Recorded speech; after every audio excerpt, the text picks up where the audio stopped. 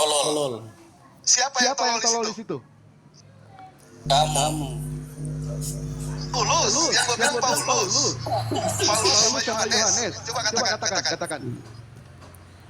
Lanjut diskusi sebelum mengatakan itu, nggak akan dilanjut diskusi. Katakan dulu. Paulus dan Yohanes itu adalah manusia yang paling tolol.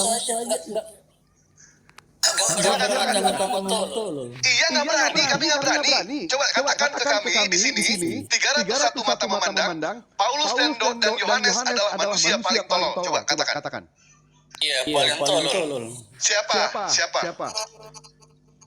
Paulus. Sama kamu. Yohanes. Itu sebagai bukti. Baik. Ya, Iwan bisa bilang kita sudah melihat bagaimana yang namanya orang seperti ini memaki junjungannya besar boy. Kami ngalah, kami ikut aja. Inilah salah satu oknum dari Kristen ya. Saya katakan ini oknum ya. Yang betapa luar biasa pikirannya itu berani mengatakan Paulus itu adalah manusia tolol, Yohanes adalah manusia tolol, dan orang tuanya BODOH. Orang tuanya sekarang gue pengen sekali lagi ya. Katakan kalau orang tua ente itu adalah jahanam. Silakan. Itu sebagai bukti. Tanggung boy, sekali lagi. Sebagai Tuhan. Nggak apa-apa. Baik. Coba kamu. Sebentar. Katakan kalau misalkan orang tua ente itu adalah bangsat. Coba boy. Muhammad bangsat. Kan mulai menghujat kan? Iya.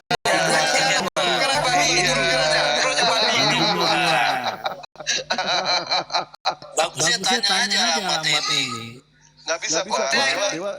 Dewa sudah ngasih itu nggak usah dipeliharain lagi yang kayak gitu naik giro hawa. Nggak usah dipelihara yang dipelihara bangsat yang kayak gitu. Dan alhamdulillah ya, ini adalah satu pernyataan dari si Boy yang DM ke Dewa, berani gak memaki yang namanya Nabi?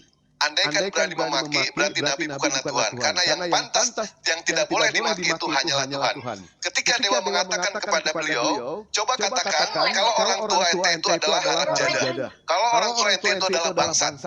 Ternyata dia mengatakan Muhammad itu adalah bangsat. Itu makian dia lewat DM ke Dewa. Terus Dewa katakan ke dia, kenapa mengatakan Muhammad? Dia mengatakan karena orang tua saya bernama Muhammad Nur katanya. Dan tadi kita sudah membuktikan ya, betapa luar biasa dia itu ya, si Wo itu ya. Mengatakan orang tuanya itu tolol, orang tuanya itu BODOH, dan Yohanes dan Paulus adalah manusia yang paling tolol. Bukan pernyataan dari kami ya Kristen ya, bukan pernyataan dari kami, tetapi itu pernyataan dari si Wo, di mana si Wo itu adalah sang Kristen. Bukan dari kami ya yang bicara seperti itu. Nah, itulah yang dikatakan orang yang tidak berakal seperti itu. Orang tua saja yang mestinya di dalam 10 hukum Taurat sudah jelas. Patuhilah kedua orang tua. Tetapi dia begitu luar biasanya memaki orang tua dia. Yang dikandung selama 9 bulan, disapi sama orang tua, diajarkan berjalan sama orang tua, diajarkan berbicara sama orang tua, tetapi setelah dia dewasa, orang tuanya dihujat, dikatakan tolol, dikatakan BODOH. Apakah masih pantas orang itu untuk diajak diskusi? Masih pantas atau tidak? Dan yang terakhir, dia menghujat Rasulullah SAW dengan mengatakan Muhammad bodoh. Itu ya? Dia menghujat Nabi Muhammad. Kita sebagai umat muslim ya, Iwan bilang ya, kita sebagai umat muslim, harapan kita untuk masuk ke surga langsung itu sangatlah rumit. Jangan mimpi surga bisa dibayar, surga dengan segala keindahan bisa dibayar dengan kita. Jangan mimpi surga yang Allah janjikan untuk kita, di mana surga itu adalah sifatnya eternal, sifatnya abadi, bisa dibayar dengan sedekah kita. Jangan mimpi ya. Umat muslim masuk ke dalam surga itu, harapan kami itu sangat tipis.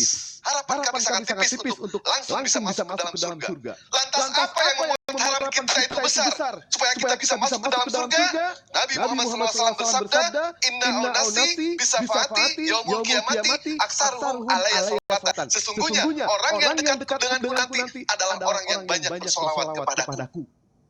Dan luar biasa beliau ini ya. Beliau tidak mengimani Nabi Muhammad, beliau benci sama Nabi Muhammad, padahal Nabi Muhammad tidak punya masalah dengan beliau. Allah Subhanahu wa taala tidak punya masalah dengan beliau. Jelas beliau sedang ada masalah dengan hatinya. Hatinya begitu keji ya. Cuma sayangnya pada saat pertama kali ketika dia itu mengancam seorang Mahadewa mau membunuh Mahadewa, ternyata dia pengecut. Dewa sudah memberikan nomor WA-nya, tetapi sampai sekarang pun tidak ditelepon. Akhirnya dia minta maaf, katanya dia itu bercanda, tetapi di pengancaman yang kedua dia ternyata benar-benar serius ingin membunuh seorang Mahadewa. Sampai sekarang Dewa tunggu orang itu. Nomor telepon Dewa sudah Dewa kasih, buktikan kalau ente benar-benar punya nyali. Buktikan, silakan. Ternyata sampai sekarang pun tidak terbukti sama sekali. Dia konon katanya mengaku sebagai ketua organisasi Islam yang bernama Anissa di Manado. Dia mengaku ketua ya, ketua organisasi Islam, tetapi dia Kristen. Orang Islam mana yang akan percaya dengan pernyataan dia? Lawak-lawak ini orangnya, ngancam dewa. Woi, gua ngasih tahu ke ente ya. Jangankan ente, hanya jemaat biasa. Nabi ente gua gebukin, woi. Nabi ente gua gebukin. Bukti, lihat tuh. Di piti. Bukti, lihat di YouTube. Nabi ente aja gua gebukin. Baru ente yang namanya jemaat baru kemarin. Silakan kalau benar ente mau mengancam gua, ingin mengirim orang, silakan. Gua tunggu. Kapanpun gua tunggu. Lu ngancam orang yang salah, woi. Sebelum ente jadi ular, woi. Gua udah ganti kulit 5 kali, woi. Mantap. Silakan Bang Baru. Masya Allah. Tapi biasanya orang-orang kayak gitu tong kosong nyaring bunyinya itu, Bang. Ya, sekarang Bang, dia ngancam dewa, mau ngajak ribut sama dewa, mau ngajak orang sama dewa, disunat aja takut. Mau ngancam ribut. Allahu Akbar, ini orang-orang. Sunat dulu sono. Ya. Silakan. Ya, silakan Bang tukang daging yang lain, jika ada yang mau ditanggapi silakan. Ada yang mau sampaikan silakan. Ya, bentuk perbuatan, sikap, ekspresi manusia itu kan beda-beda ya. Masing-masing ada identifikasinya, ada definisi, dan ada konsepnya. Menghormati ya, kita lihat KBBI, konteksnya gimana. Menyembah, menuhankan, itu gimana penjelasannya. Itu kan juga jelas gitu. Menyembah itu ya kepada Tuhan itu ya hakikat yang disebut dimaknai sebagai Sang Pencipta yang Maha Berkuasa dan seterusnya. Sedangkan menghormati ya kepada siapa? Ibu bapak atau kepada orang-orang yang mulia gitu. Ini menghormati dianggap sebagai menuhankan. Ini kan udah parah. Cuma hotel ini keimanannya memang dibangun dengan cara-cara menghilangkan akal sehatnya. Cara menghilangkan akal sehat itu gimana? Menghilangkan objektivitas dalam banyak doktrin dan liturgi mereka. Misalnya contoh ya, liturgi yang terkait Ekaristi menganggap roti sebagai daging. Nah ini kan objektivitasnya nggak ada di sana. Artinya dia mengambigukan makna roti, mencampur adukan makna roti dengan daging. Tapi inilah cara-cara keimanan Kristen dibangun, memang otaknya rusak gitu. Pak tukang daging, kira-kira pantas nggak seorang anak mengatakan orang tuanya itu tolol? Pantas nggak kira-kira? Iya nggak pantas. Itu namanya orang yang dimuliakan harus dihormati. Nah menghormati itu kan berarti menuhankan. Ini kan botol bener sih, botol kayak perlu digebukin ini. Kemarin pada saat dia disuntik ini ya, suntik COVID, ternyata jarum suntiknya ketinggalan di dalam. Jadi ya pikirannya seperti itu. Masa orang tua sendiri dimaki, Bang Baru? Kita sebagai anak ya, jangankan orang tua kita itu dimaki, orang tua kita itu dipelototin orang saja, nggak usah dimaki, kita marah.